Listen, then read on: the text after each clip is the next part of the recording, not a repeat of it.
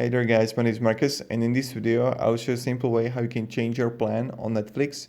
So let's start. The first thing you want to do is just be in Netflix and then go right bottom corner to more. And when you're gonna be here, you wanna scroll down below and click account. And when you're gonna be here, you wanna scroll down below, and then you're gonna see here change plan, right? And now you have option to choose between basic one, standard that I have with my brother, and premium. So you choose which one you actually want. And this is pretty much it. Then when you click on it, you just press continue and you're good to go.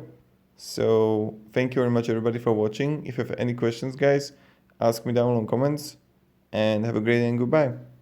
See ya.